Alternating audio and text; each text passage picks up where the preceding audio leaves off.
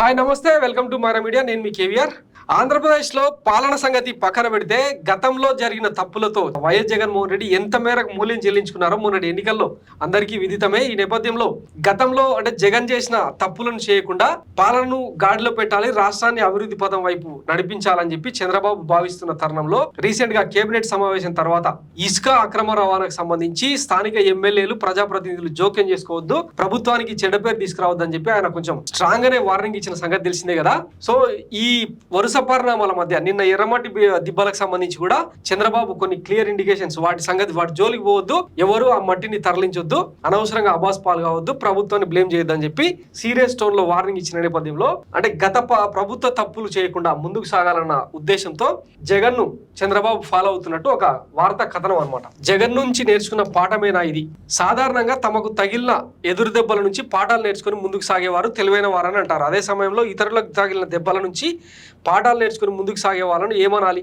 బహుశా ఈ సిద్ధాంతాన్ని వర్ధమాన రాజకీయాలకు అన్వయించి చూసినప్పుడు అలాంటి వారిని చంద్రబాబు నాయుడు అని అనాలేమో. ఎందుకంటే జగన్మోహన్ రెడ్డి పాలన నుంచి పాఠాలు నేర్చుకుని చంద్రబాబు నాయుడు జాగ్రత్త పడుతున్నారు. వైఎస్ జగన్ హయాంలో ఎలాంటి వ్యవహార సరళి వల్ల అపకీర్తిని మూడగట్టుకున్నారో చంద్రబాబు నాయుడు ఆయా విభాగాల్లో ముందు జాగ్రత్తగా అప్రమత్తం అవుతున్నారు. ఇసుకను ప్రజలకు ఉచితంగా ఇవ్వడానికి నిర్ణయించిన చంద్రబాబు తమ కూటమికి చెందిన మంత్రులు కానీ ప్రజాప్రతినిధులు కానీ ఎవరూ ఆ ఇసుక వ్యవహారాల్లో జోక్యం చేసుకోవద్దని చాలా ఖచ్చితంగా హెచ్చరించారు. జగన్మోహన్ రెడ్డి తాను పరిపాలన చేపట్టిన తర్వాత ఇసుక విక్రయాల విషయంలో ఒక కొత్త విధానాన్ని తీసుకొచ్చారు. ఆయన అధికారంలోకి రాగానే ఇసుక విక్రయాలు తవ్వకాలు మొత్తం స్తంభింపజేసి కొత్త విధానం తెచ్చేదాకా నిర్మాణ రంగాన్ని పట్టించుకోలేదు.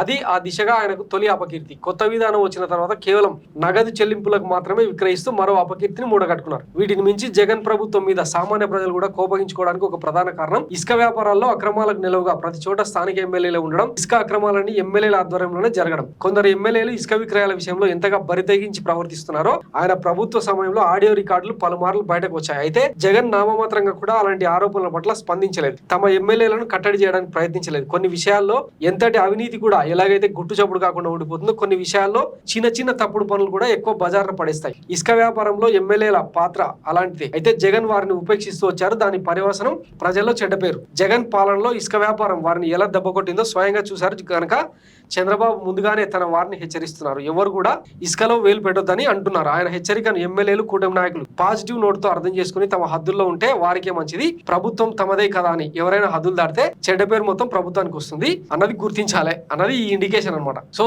వాస్తవంగా ప్రభుత్వం మారిన ప్రతిసారి ఇక ఆకలితో ఉన్న ఎన్నికల్లో కోట్లాది రూపాయల డబ్బులు కుమరించి గెలుస్తా ఉంటారు కదా ప్రజాప్రతినిధులు. ఇక వాళ్ళ ఫస్ట్ కనిపించే మార్గమే ఇసుక అక్రమ రవాణా, స్థానికంగా ఉండే ఏకైక వెసులుబాటు అనమాట. సో దాని మీద పడి దోచేస్తా ఉంటారు. అడ్డొచ్చిన అధికారులను ఎవరైనా కంప్లైంట్ చేస్తే ట్రాక్టర్లతోనో లారీలతోనో తొక్కించే కార్యక్రమాలు ఇవన్నీ జరుగుతూ ఉంటాయి అనమాట. సో ఎక్కడైనా ఉండే వ్యవహారమే. దీని నుంచి మరి టీడీపీ నేతలు, జనసేన నేతలు, ఎమ్మెల్యేలు, కూటమి పెద్దలు వీళ్ళందరూ దూరంగా ఉంటారో లేదో మరి రాబోయే రోజుల్లో చూద్దాం. Thanks for watching Myra media. నేను మీ కేవీఆర్. Thank you.